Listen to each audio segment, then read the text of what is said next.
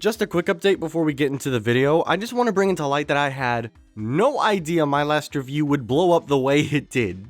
As I'm recording this, my Gumby movie review has broken 400 views. Y'all have no idea how excited that makes me. I'm so happy it was something so many of you found enticing enough to give a click. I also really want to thank y'all for getting me up to 30 subscribers. Treating this channel as more of a hobby than a committed side gig, I didn't think I would even break 7, let alone reach 30. It may not seem like much on the surface, but this means more than you'd think to me. And I would not be at this point without y'all. Thanks a lot, guys. In terms of holidays, it's fair to say that Christmas is one of, if not the most affected by mass Western commercialism. Whether that's for better or worse all depends on who you ask. But one thing is for certain. The Christmas season has bred a lot of movies. Some good, some bad, some bland, looking at you, Hallmark Channel, and some downright atrocious. And then there's the ones you have no idea what to make of or how to feel about, to the point that it even makes you question for years whether or not they were even real at all. Anyone who has seen Rhapsody Street Kids, The Christmas Tree, or in my case, the Nuttiest Nutcracker, will know exactly what I'm talking about. Shit, I hope. For those who have never heard of it, first off, I envy you. And second, The Nuttiest Nutcracker is a Christmas film that's very, very, very loosely based on the 1892 Russian ballet, The Nutcracker, which in itself is a loose retelling of the 1816 Prussian book of the same name. Never read the book myself, but my parents did take me to see the ballet a few times when I was growing up.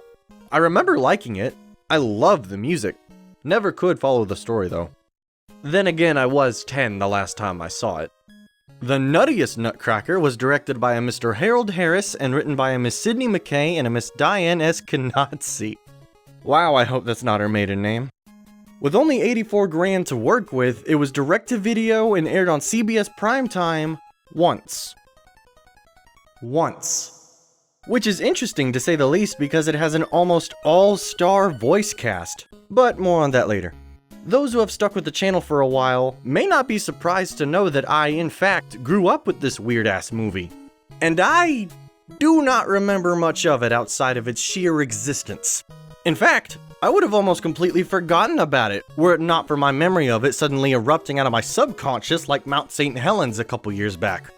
So I rewatched it off of YouTube for old time's sake, and well, I think the top review on IMDb sums it up best.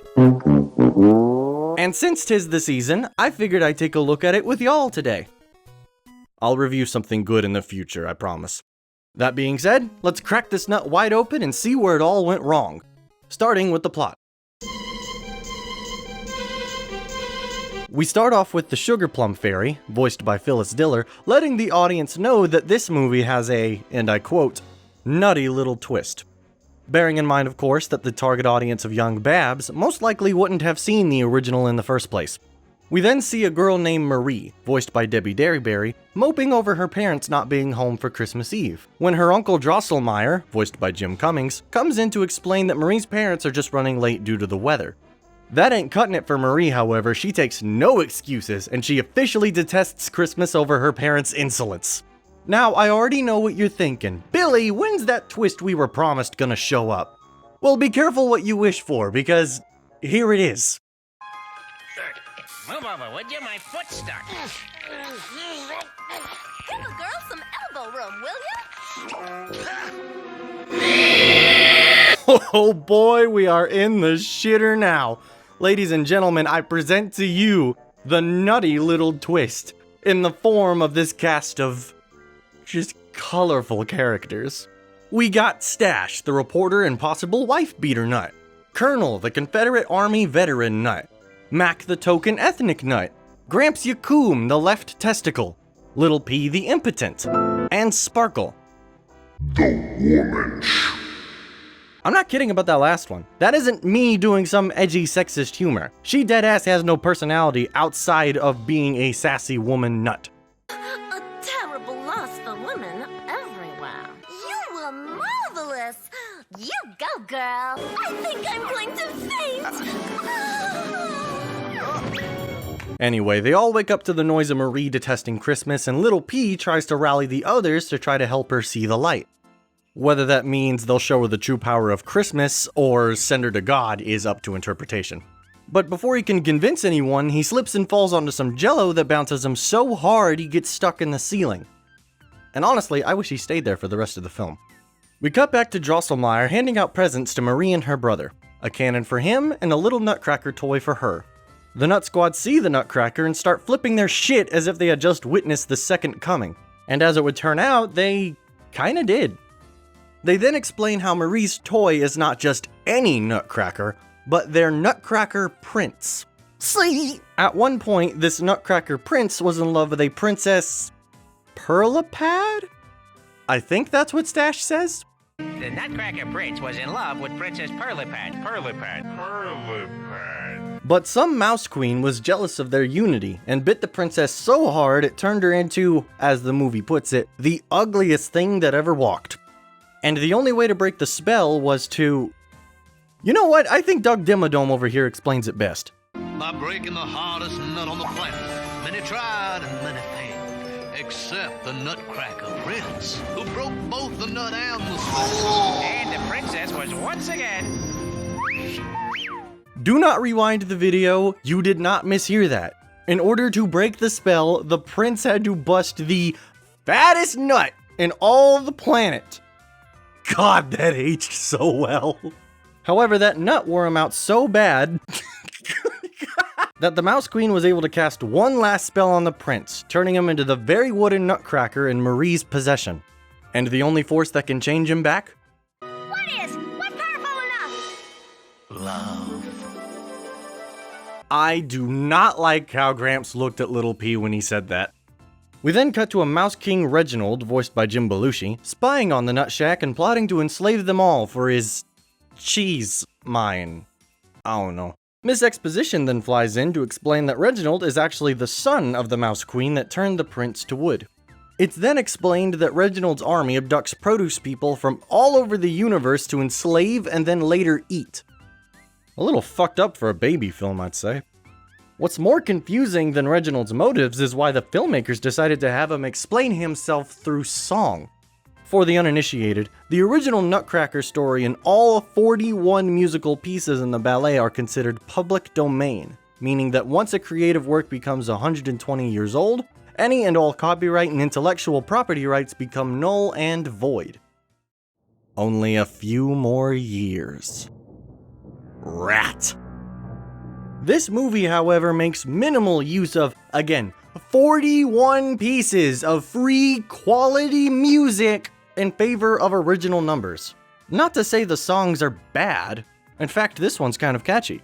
I would give more props to the director for not wanting to depend too much on free assets, but it makes no sense. With such a small working budget, you'd have to be an absolute fuckwit to make a Nutcracker retelling and not even use a seventh of its music. What am I talking about? They probably spent most of it on the fucking voice talent. Is that the motherfucking Crash Bandicoot spin noise?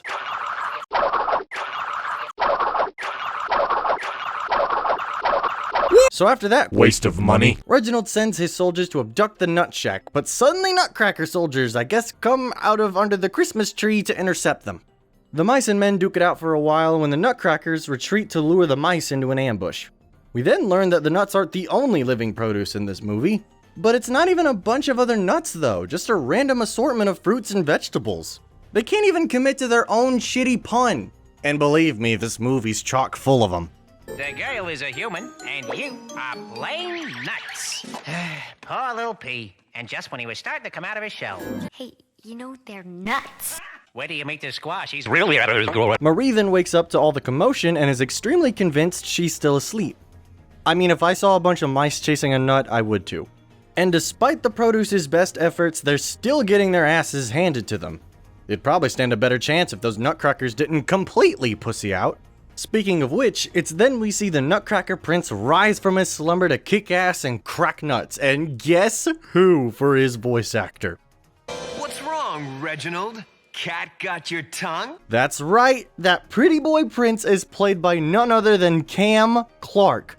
Liquid Snake himself is in this fucking movie. Snake. Did you like my sunglasses? Oh, you'd point a weapon at your own brother? You dare use that tone to me, Reginald? Mouse King, soldier, sailor, lover! So the prince jumps down and confronts Reginald head on. They engage in sword fight and trade swings until eventually Reginald gets the upper hand. It's then we see Marie try to step in to stop all this madness. Leave my Nutcracker alone!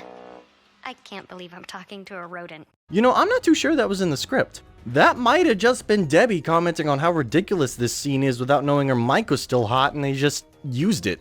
We then see Reginald give in to his giantess fetish and almost immediately fall for Marie.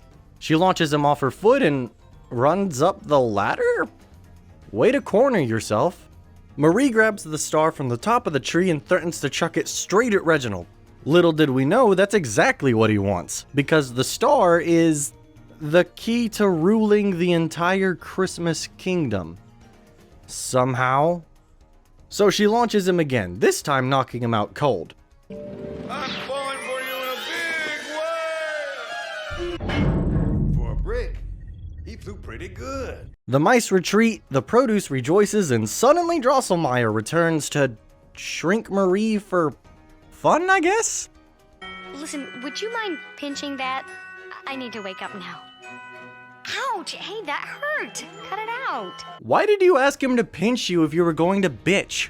Oh hey, best buddy, how you been? Say listen, while you're here, can you do me a quick favor and slap me in the face as hard as you can, please? Ah! What the fuck? What the hell was that for? Why would you do that? The prince thanks Marie for saving his hide, and the produce rejoices once more before realizing they now have an even bigger problem. When Marie shrank, so did the Christmas star, which is fortunately still in Marie's possession, but now they have 2 hours to get the star back on top of the tree before the three suns, before midnight. The produce turns to the prince for guidance, and he decides that they'll all go to the Christmas kingdom and seek out the sugar plum fairy for help. So they open a tunnel with a light at the end of it and everyone goes through, all while Mac gets down with some actually pretty alright gospel. I'm not joking. I'm dead ass. Credit where it's due, it's not bad.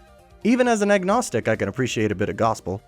We cut to Reginald catching word of Marie and the prince making their way to the castle of the Sugar Plum Fairy, and he sends out seemingly his entire fucking armada to go snatch Marie.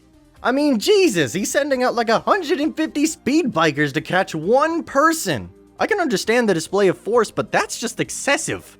We then cut back to Marie and the produce making their way to the castle when we see Reginald and his fleet waste no time at all getting to the gang to abduct Marie, driving the prince and the others to give chase. We then see Marie in the inner part of a cheese windmill instead of a jail cell? Maybe she was allowed to roam freely?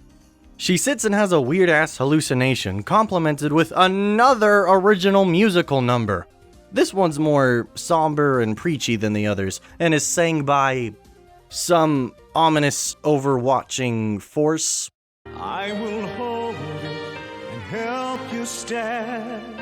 Feel the love that's all around. God's love showering down. Marie is then called to the throne room where she tries to talk some sense into Reginald and convince him to forfeit the star. But he refuses and explains his plight, how supposedly no one has ever cared for him or even given him anything all his life. We cut to the prince and the others, which cuts off some of Marie's dialogue, by the way, who have made it to Reginald's humble abode, the Cheese Castle, which is left totally unguarded. Confusingly, they make it this far only for everyone but the prince and Little P to back out at the last minute, which only lasts a minute before they all change their mind, as if that would be long enough to build any suspense. We then see Reginald and what I'm guessing is his Chamberlain putting on some dance for Marie's entertainment, and why don't these two just marry? Reginald seems to click better with his own Chamberlain than he does with Marie, and just look at that fucking painting! That is not the kind of painting you have done for just anybody, that's for someone special. Anyway, while the mice do their dance, the prince and the produce all sneak into the throne room. The prince then ropes down to greet Reginald, giving Marie the window of opportunity to take back the star. She didn't really want to marry me at all. No shit. However, the produce gives away their own position and they have another smackdown with the mice. It pretty much ends before it can even begin. Marie makes a run for it and hops onto a speeder bike with the prince, but Reginald grabs a bike for himself and gives chase. The prince tries to lose him through a mine tunnel that doesn't even have an opening. That's just a PNG. While going through the tunnels, the two pick up the Nut Gang who are working the mine? Weren't they just fighting mice a minute ago? How'd they end up here? Anyway, Marie and the prince snag the nuts, which for whatever reason causes the rail to explode. Reginald is almost right on top of them when, because movie, his speeder runs out of juice and he plummets. Since cheese is made of milk, do you think that would be the gas or the oil? Anywho, Reginald falls into the cheese river and Marie insists they save him, so the prince drops off the nuts and goes back for him. Marie puts out her hand to save him, but for what fucking ever reason, Reginald tries to take back the star, only resulting in the star really being lost. Despite this, Marie still insists on saving Reginald. He finally grabs on and is brought back to safety, albeit to the confusion of both the nuts and Reginald himself.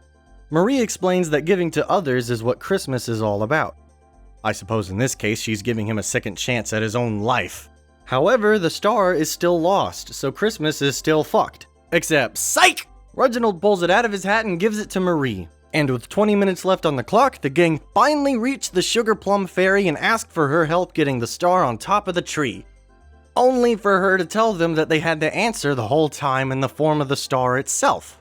Apparently, it has unknown power, but gets stronger with the power of kindness. Ugh. Do you think it has the power to bring Mom and Dad home? I had hoped you'd stay. Where did that come from? You've only known each other for a couple hours. The fuck do you mean you'd hope she'd stay?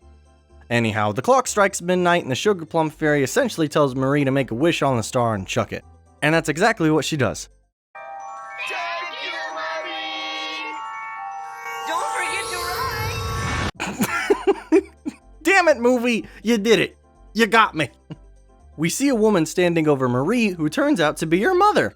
The star worked! Marie's back to normal and her parents made it after all. It's a Christmas miracle!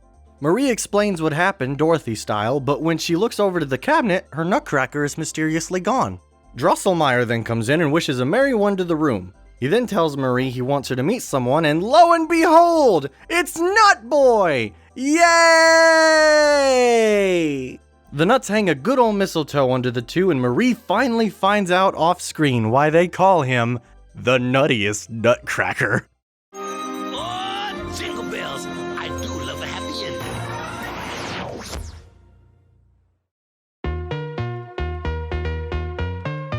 If you don't get lost in all the crazy bullshit surrounding it, the story's not the worst I've ever bared witness to.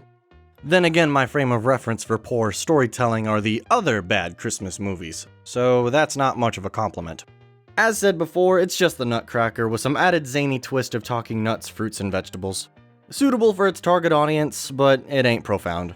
Could be worse though. There's not much to say about the editing, honestly. It's not too fast, but it doesn't feel like it's dragging either, and unlike the Gumby movie, there's a healthy variety of shots. Outside of that, there's not much else to say. Well, except for some of the transitions cutting too soon. The animation in this movie is some of the most inconsistent I think I have ever seen. You'll have janky keyframing in one scene, then mocap in another, then a mix of both in another, and smooth keyframing on one. One whole shot in the whole fucking movie. And the frame rate is just about as fickle, ranging from 30 FPS all the way up to 60 to flat out fucking 0. I've never seen a movie with animation of such varying quality. It's like they outsourced this to 5 other studios for cheap. Honestly, with how many celebrity voices they hired, that was most likely the case. Speaking of voices, this movie has an almost all-star cast. Just to act as a refresher, Phyllis Diller, Debbie Derryberry, Jim Cummings, Jim Belushi, and Cam Clark are all in this $84,000 movie. And I'm convinced at least half of that was spent on hiring them.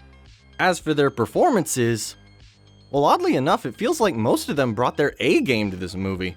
Jim Belushi especially. I would question this further, but honestly, I just admire their Orson Welles approach to professionalism and bringing your best to even the cheapest of productions. And when I say they bring their A game, I just simply mean that they do a really good job at making these characters feel alive. Something the animation fails to do miserably. While this movie does take some advantage of the original music from the ballet, the movie does have some in-house made tracks, which I personally believe the other half of the budget went to. Despite the financially unwise decision, they're all ultimately harmless. A bit preachy, but harmless. The gospel one's my favorite out of the three, as in it gets off the easiest because of me having a soft spot for the genre. Weirdly enough, the audio mixing wasn't that bad. I don't know what it is, but part of me expected all the mixing to sound like it was done in a Baltimore apartment. That's to say poor quality. But no, voice quality's good, I can hear the characters loud and clear, the music doesn't drown out the dialogue, and nor do the sound effects. Color me pleasantly surprised. To conclude, this movie's pretty harmless, but isn't really worth going out of your way to watch. I wouldn't even call it so bad it's good either, it's just weird. Though part of me thinks it was nice to look back at a piece of my childhood, albeit a small one. And I suppose it would be a good addition for hosting a shitty Christmas movie marathon, but outside of that, I can't really recommend it. That about sums it up for this review. I finally got the voice work done for another one, and it's in the editing process as I'm reading this script. But I did want to at least get one last video out before the year came to a close, so expect that video and more in the future. Thank you so much for watching, have a happy holiday, and I will see y'all in the new year. Until then.